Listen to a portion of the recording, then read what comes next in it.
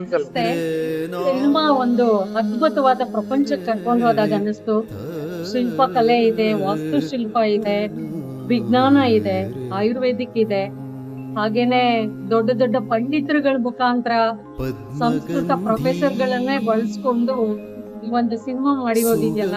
ಬಹುಶಃ ನಾವೆಲ್ಲ ಹಲವಾರು ಕಡೆ ಪುರಾಣಗಳಲ್ಲಿ, ಇತಿಹಾಸದಲ್ಲಿ ನೋಡ್ತಾ ಇದ್ವಿ, ಕೇಳ್ತಾ ಇದ್ವಿ, ಕಮಲದ ಮಹತ್ವವನ್ನ ತಿಳ್ಕೊಳ್ತಾ ಇದ್ವಿ.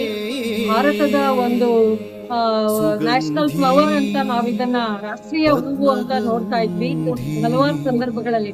ಆದ್ರೆ ಈ ಮಟ್ಟದ ವಿವರಣೆಯನ್ನ ಇಷ್ಟು ಸೊಗಸಾಗಿ ಸಿನಿಮಾ ಮುಖಾಂತರ ಕೊಟ್ಟಿರೋದಿದೆಯಲ್ಲ, ಬಹುಶಃ ಇದು ಒಂದು ಒಳ್ಳೆ ಪ್ರಯತ್ನ ನಿರ್ದೇಶಕರದು ಮತ್ತು ರಚನೆಕಾರರಾದಂತಹ ಲೀಲಾ SR ಲೀಲಾ ಮೇಡಮ್ ಅವ್ರದ್ದು. ಅವರ ಈ ಒಂದು ಅಮೋಘವಾದ ಪ್ರಯತ್ನಕ್ಕೆ ನಾವೊಂದು ಸಲ್ಯೂಟ್ ಮಾಡ್ತೀವಿ. ಆಮೇಲೆ ಇಡೀ ಭಾರತೀಯರೆಲ್ಲರೂ ಕೂಡ ಈ ಒಂದು ಸಿನಿಮಾವನ್ನ ನೋಡ್ಬೇಕು. ಇದ್ರ ಮುಖಾಂತರ ಈ ಒಂದು ತಾವರೆಯ ಮಹತ್ವವನ್ನ ಬಹುಶಃ ಎಲ್ರೂ ಅರ್ಥ ಮಾಡ್ಕೊಳ್ಳೋದಕ್ಕೆ, ಇನ್ನೂ ಹೆಚ್ಚಿನ ವಿವರಗಳನ್ನ ಒಳಹೊಕ್ಕು ತಿಳ್ಕೊಳ್ಳೋದಕ್ಕೆ ನಮ್ಗೆ ಅವಕಾಶ ಆಗತ್ತೆ ಅನ್ಸುತ್ತೆ.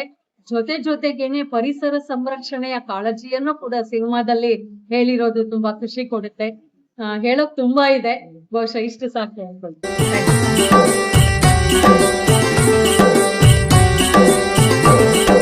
ರಣ ಅನುರಣ ಭವ ಸಂಘರ್ಷಣ ಅಂದಣ ಬೇಲಣ ಜನರ ಗಣ ಮಣ ಮಂದಿಯ ತಂತ್ರದ ಇಂಗಣ ಅವಿರತ ಶ್ರಮದ ಬಂಧುಗಣ.